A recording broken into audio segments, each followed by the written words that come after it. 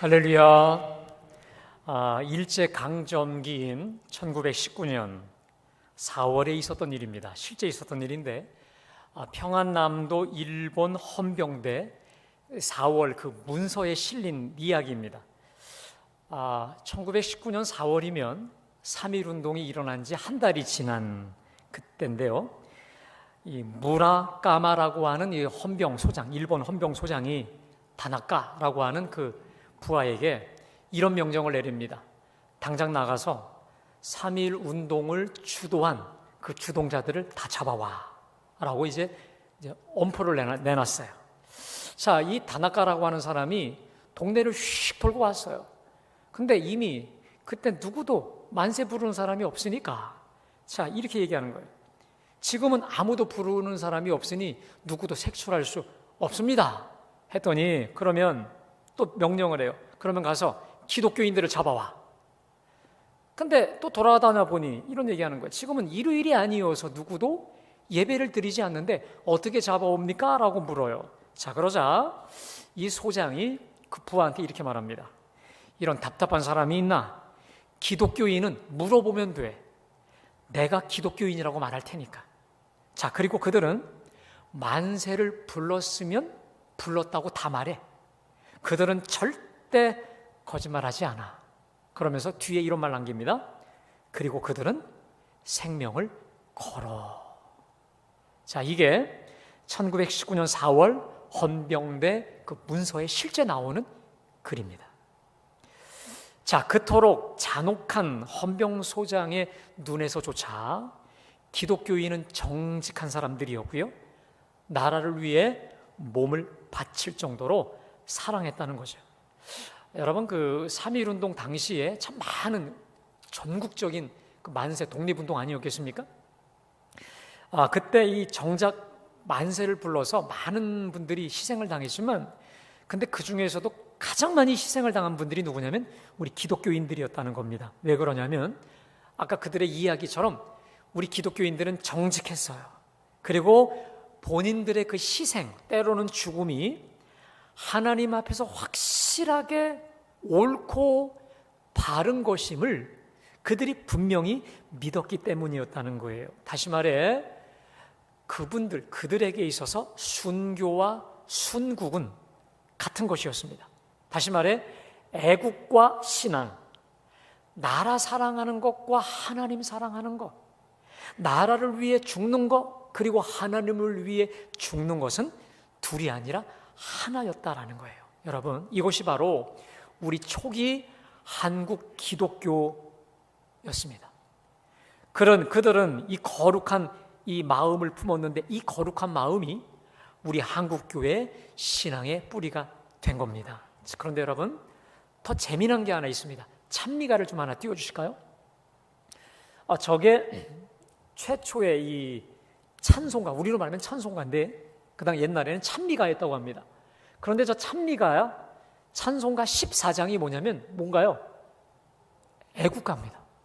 그러니까 우리로 말하면, 자, 우리 찬송가 14장 애국가 부르면 찬송가인데 찬송가 14장 부릅니다 하면 동해물과 이게 나오는 거예요.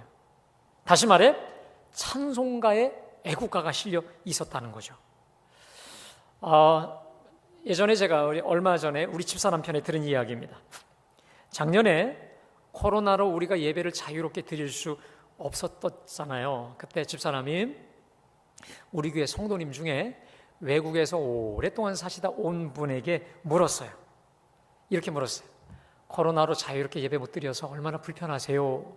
좀 걱정되는 마음으로 예배를 드렸더니 오히려 이분이 활짝 웃으면서 하는 말이, 사모님, 우리는 지금 얼마나 좋은 나라에서 사는 줄 아세요? 제가 살던 그곳은 신앙의 자유가 없기 때문에 늘 이렇게 숨어서 이렇게 몰래 예배를 드릴 수밖에 없어요. 현장에서 예배 못 드려요. 걸리면, 적발되면 큰일 나요. 제가 그 이야기를 듣다가 우리 초대 교부였던 이 터툴리안, 그분이 한 유명한 말이 떠올랐습니다. 좀 띄워주실까요? 우리 함께 다 같이 봉독합니다. 시작. 다시 한번요. 순교자의 흘린 피가 교회의 씨앗이 되었다. 맞습니다. 그토록 하나님을 사랑하였기에 우리 민족을 사랑하였던 애국 선열들의 그 눈물의 기도, 그리고 그들의 흘린 피가 교회의 씨앗이 되어 우리가 오늘 이렇게 자유롭게 현장에서 예배 드릴 수 있게 된 줄로 믿습니다. 사랑하는 여러분, 찬송가 속에 실린 애국가, 하나님을 뜨겁게 사랑하였기에 역시 나라를 뜨겁게 사랑하였던 이 믿음의 전통, 이거 우리가 잊어서는 안 될 거예요. 저는 우리 나라를 살리는 길, 우리 사회를 진정 회복하는 그 길이 바로 저는 여기에 있다고 믿습니다. 자, 그래서 오늘 저는 6월 애국 보훈의 달을 지나면서 그리스도인의 나라 사랑에 대한 말씀을 오늘 여러분에게 드리려고 합니다. 특별히 오늘은 나라 사랑의 진정한 귀감, 모델이 되었던 느헤미야를 통해 주시는 말씀 속에 큰 은혜가 되시기를 간절히 축복합니다. 자, 먼저 이 느헤미야가 어떤 사람일까요? 자, 오늘 1절을 제가 봉독할게요. 하가랴의 아들 느헤미야의 말이라. 아다삭스다 왕 제20년 기슬루월에 내가 수산궁에 있는데. 이 느헤미야는 원래 혈통이 유대인이죠. 그러나 할아버지 때 바벨론의 포로로 잡혀와서 이방 땅에서 태어난 이민 4세, 더 쉽게 말하면 포로 4세입니다. 그는 페르시아 왕 아닥사스다 왕 때 수상궁에 있었다고 합니다. 여러분, 수상궁이 뭘까요? 수상궁은 페르시아 왕의 겨울 별장입니다. 좀 겨울이 추웠나 보죠. 그래서 추위를 피하기 위해 특별한 아주 가장 호화로운, 그 당시 가장 위대한 제국의 왕이었던 이 아닥사스다의 개인 별장에 있었다는 거예요. 자, 직책이 뭐였냐면 술관원이었습니다. 여러분, 술 따르는 술관원이라고 해서 우습게 볼 일이 아닙니다. 이 사람이 어떤 사람이냐면 먼저 그 왕에게 술을 따르기 전에 본인이 독이 있는지 없는지를 먼저 마셔요. 그리고 이제 그걸 왕에게 따라주는데 단순하게 독만 확인하는 게 아니고 왕과 함께 나란히 앉아서 국정을 논합니다. 그리고 이 사람의 특권이 뭐냐면 왕비와 황후의 황실도 자유롭게 드나들 수 있는 특권이 이 술관원장에게 있어요. 쉽게 말하면, 우리로 말하면 대통령 바로 뒤에 국무총리와 같은 왕 다음에 가장 실권자였고, 특별히 막강한 힘의 소유자요, 왕의 부귀와 영화를 한 몸에 그대로 누렸던 사람이 바로 이 사람이었어요. 그런데 어느 날 저 멀리 고국 땅에서 형제 하나니라는 사람이 두어 사람과 함께 와요. 자, 느헤미야를 수상궁으로 찾아옵니다. 자, 이때 느헤미야가 2절에 보니까 이렇게 묻습니다.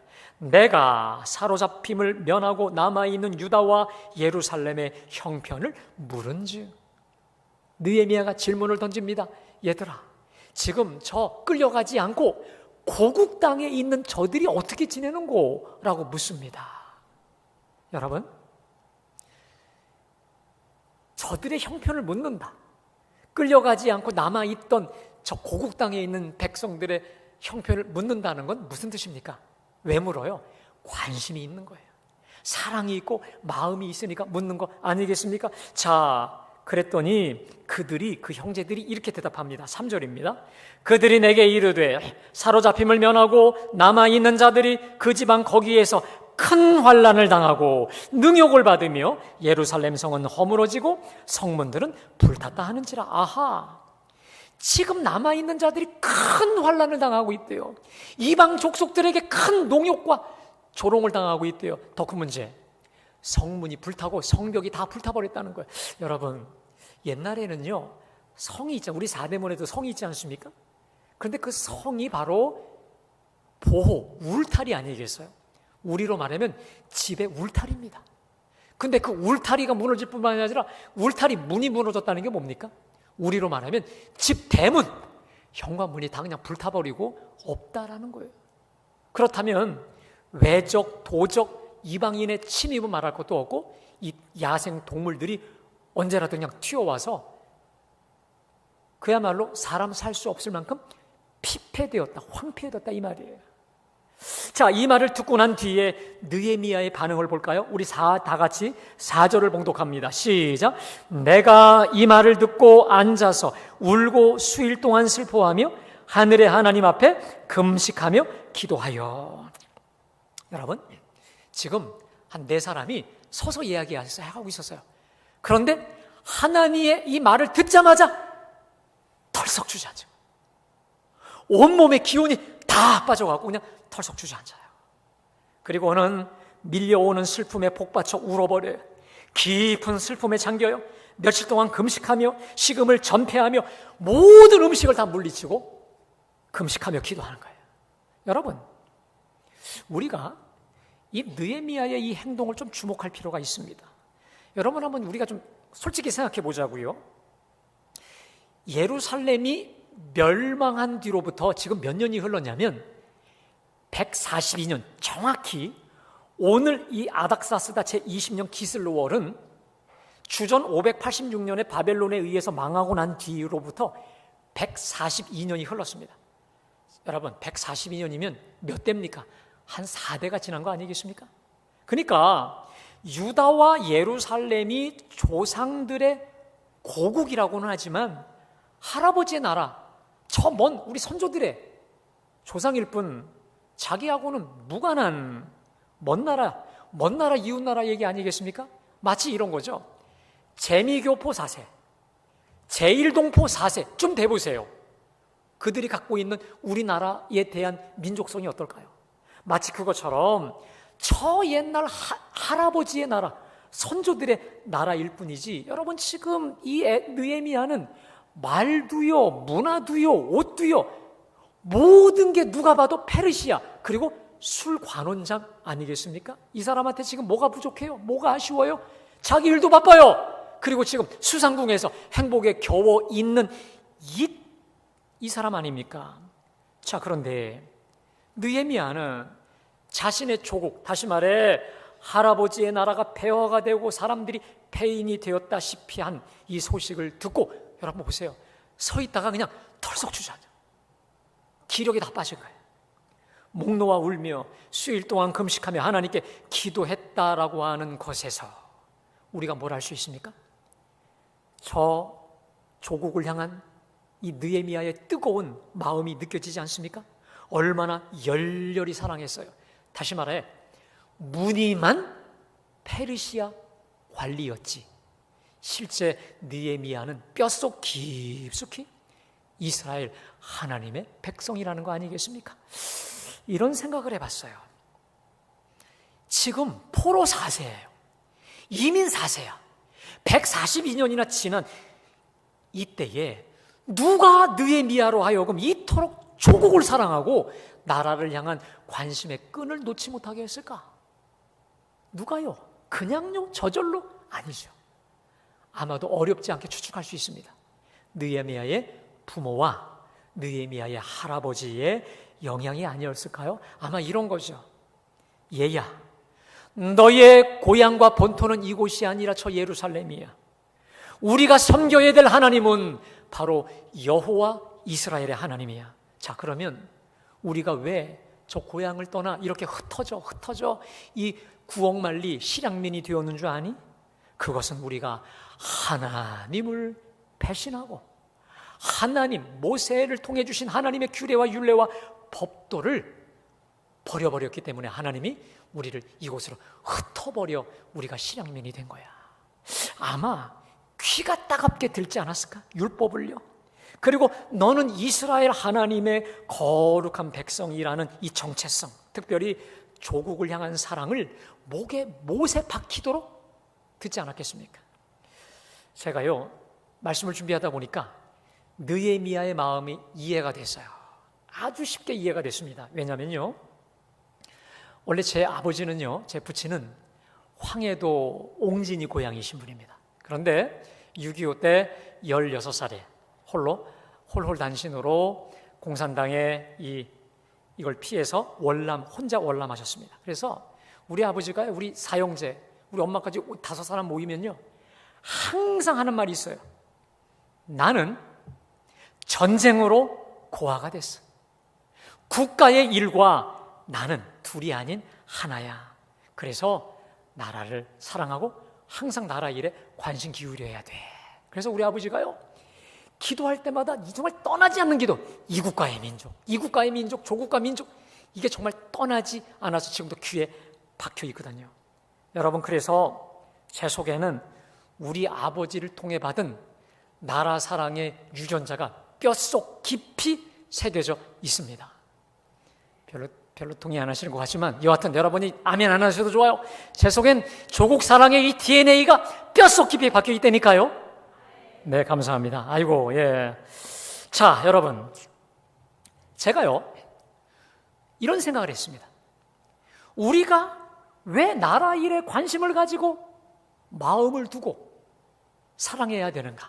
이게 너무도 뻔한 이야기 같은데, 그런데 제가 여러분에게 다른 거 떠나서 아주 실질적으로 얘기 드리겠습니다.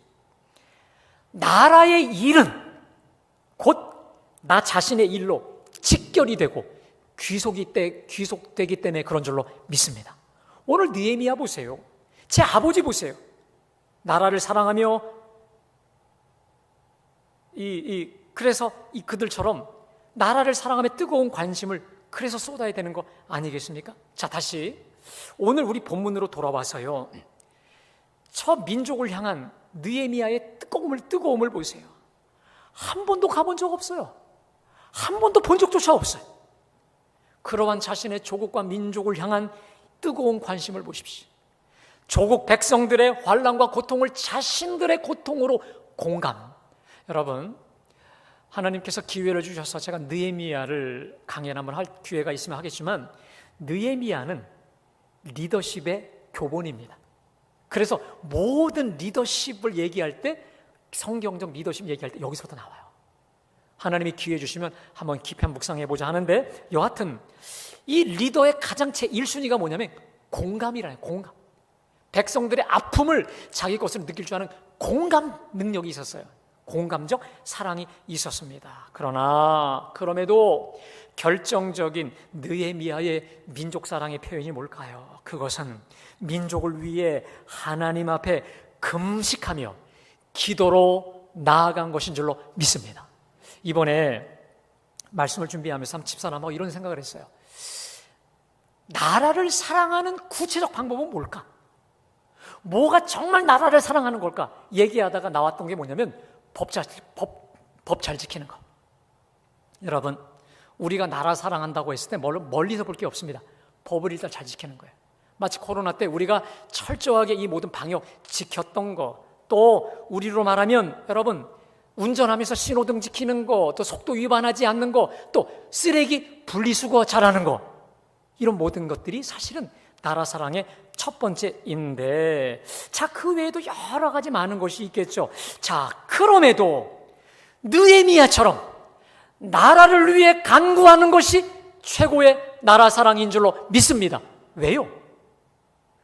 내가 기도할 때 전능하신 하나님이 우리 나라를 위해 친히 일하시고 역사하여 주시기 때문에 그런 줄로 믿습니다. 자, 그렇다면 구체적으로 느헤미야가 믿고 있었던 그 하나님, 금식하며 울며 불면서까지 매달렸던 그 하나님은 어떤 하나님일까요? 여러분, 어떤 하나님이셨길래, 지금 여러분 보세요. 이 느헤미야 앞에 가장 유력한 천하를 호령하는 아닥사스다가 있는데 그 얘기조차 얘기하지 않고 먼저 하나님께 호소하며 금식했느냐 이 말이에요. 다시 말해 여러분, 오늘 제가 여러분에게 말씀드리는 이 느헤미야서의 1장에 나오는 이 기도문은 기도의 모델입니다.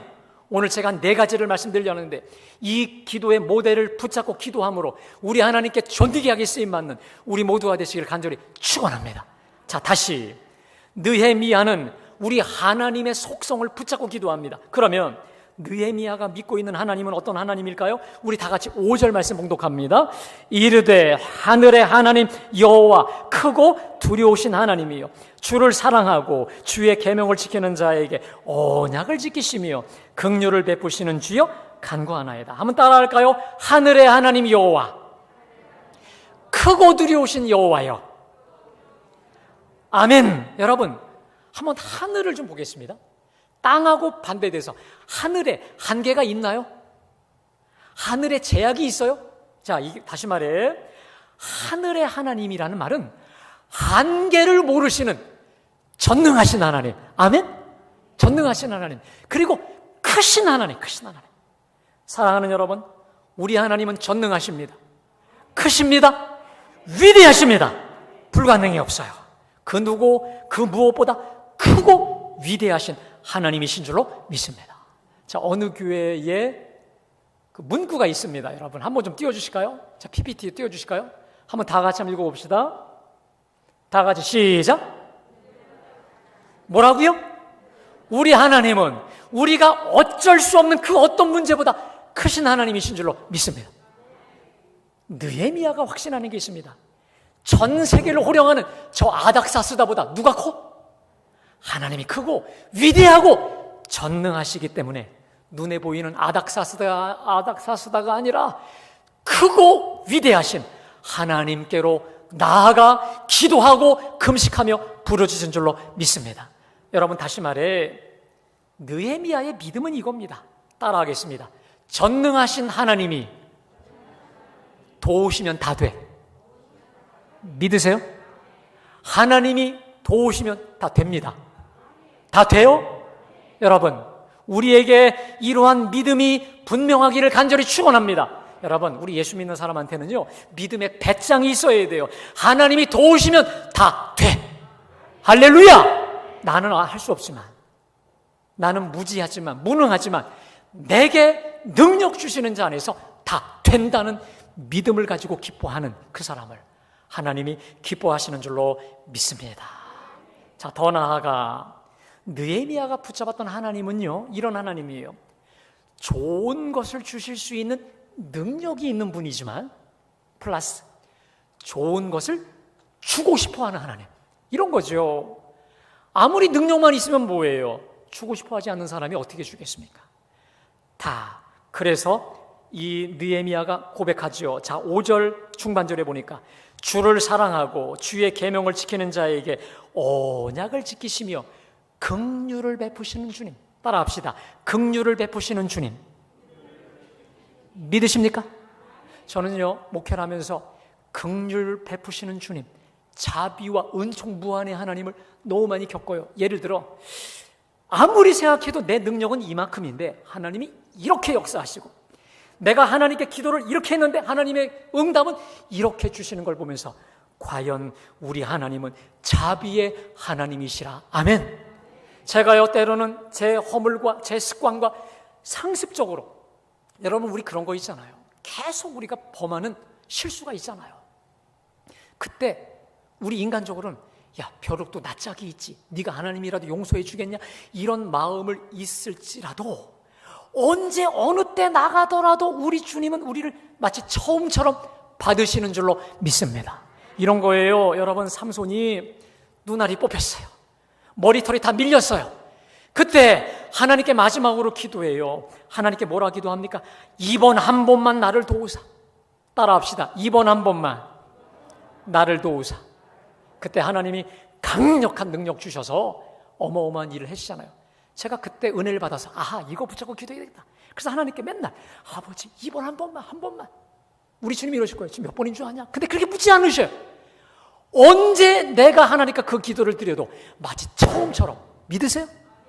이번 한 번만이 내가 마치 처음 하나님께 기도한 것처럼 마치 집 나간 탕자를 기다리는 은총 무한의 하나님, 자비 무한의 하나님으로 우리를 사랑하시고 받으시는 줄로 믿습니다.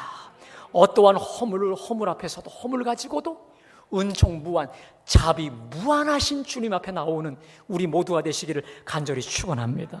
자, 근데요, 이렇게 은총과 자비가 무한하신 주님이시지만 우리 주님께 나아갈 때 조건이 있어요. 죄를 가지고선 안 돼요. 죄를 자복하고 나아가야 돼요. 자, 그래서 오늘 느헤미야가 이것을 알고 6절과 7절에서 우리 다 같이 봉독할까요? 자, 시작.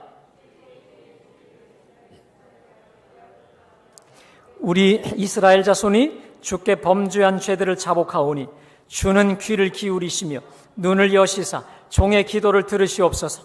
나와 내 아버지의 집이 범죄하여 주를 향하여 크게 악을 행하여 주께서 주의 종 모세에게 명령하신 계명과 율례와 규례를 지키지? 그렇습니다.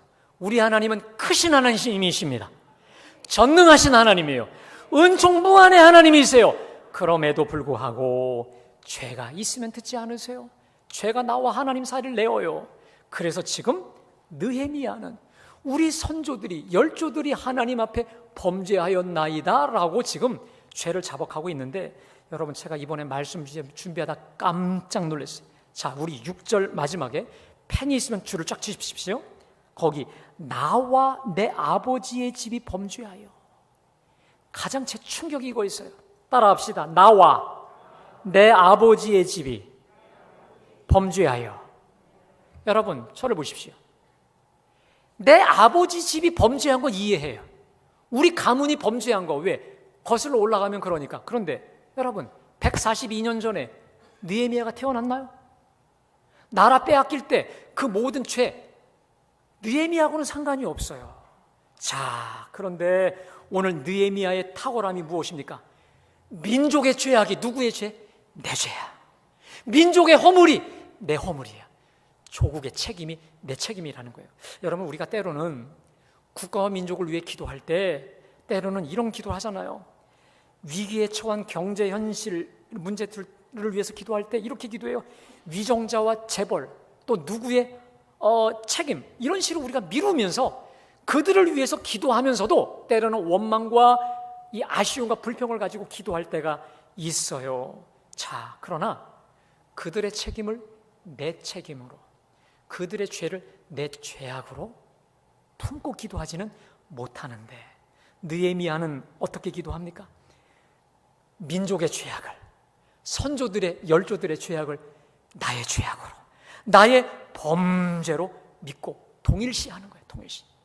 여러분 우리 하나님은 이렇게 마치 대속적 자기의 죄로 허물로 인정하고 기도하는 느헤미야의 기도를 기뻐 받으사 조국을 위해 큰 일하는 사람으로 만들어 주신 줄로 믿습니다. 느헤미야를 통해 역사를 새롭게 만들어 주셨어요. 세 번째로 느헤미야의 기도는 약속을 붙들고 간구하는 기도였습니다. 여러분 우리 8절과 9절 말씀 다 같이 봉독합니다.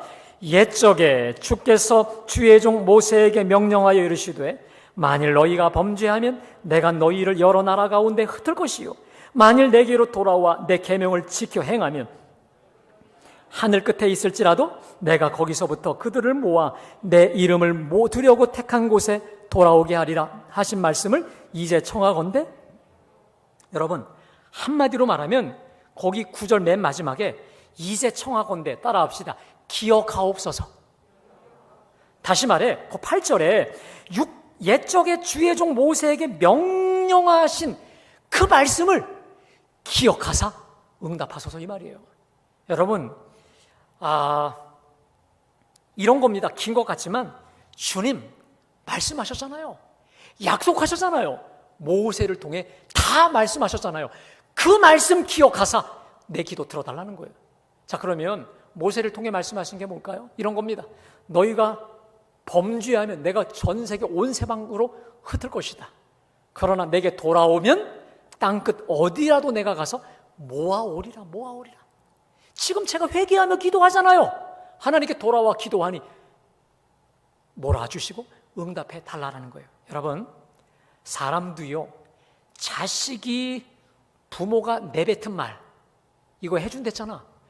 그러기로 했잖아. 이 부모가 내뱉은 말을 붙잡고 기도하죠. 부모가 꼼짝 못하고 다 해줘야 돼요. 그죠? 마찬가지로 우리 하나님도 당신의 자녀들이 하나님의 약속의 말씀을 붙잡고 기도할 때 우리 하나님은 기뻐 응답하실 줄로 믿습니다.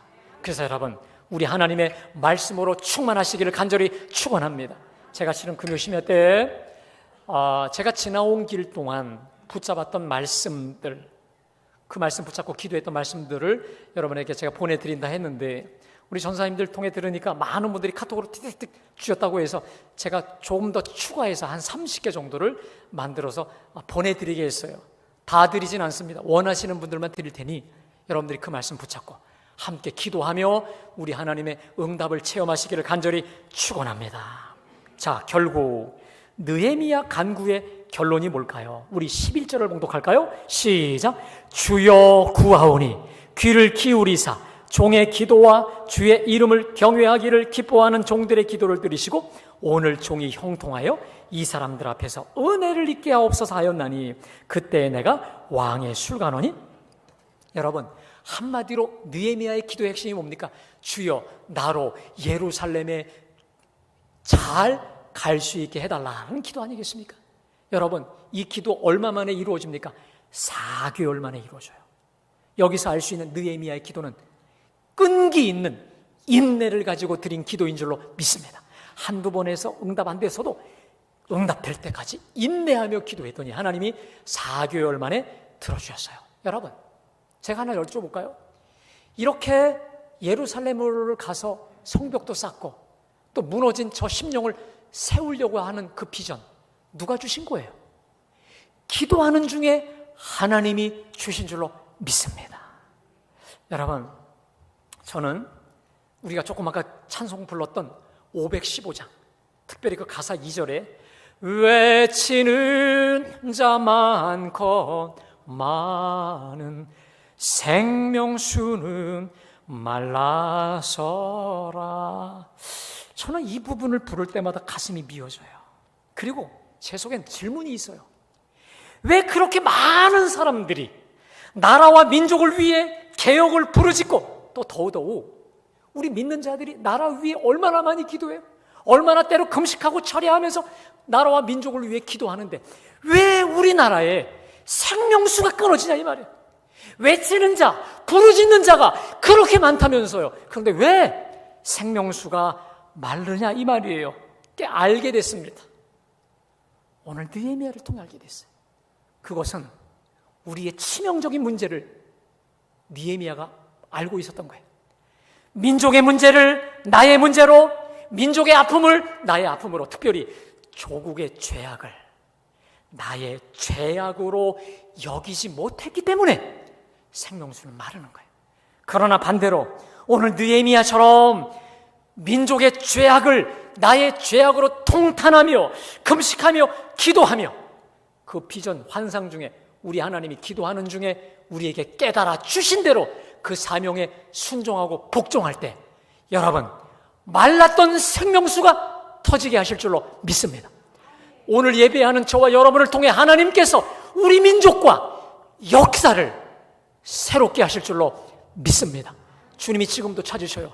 누가 이 선한 일에 나를 위해 대답할까, 행할고 지금도 찾고 계시는데 여러분, 내가 여기 있나이다. 나를 써주소서라고 오늘 이 느헤미야의 간구가 우리 모두의 간구가 돼요. 느헤미야처럼 우리를 통해 하나님이 역사를 새롭게 하시고 우리 민족을 새롭게 하시는 주님의 축복의 도구가 되시기를 주님의 이름으로 축복합니다. 기도하시겠습니다.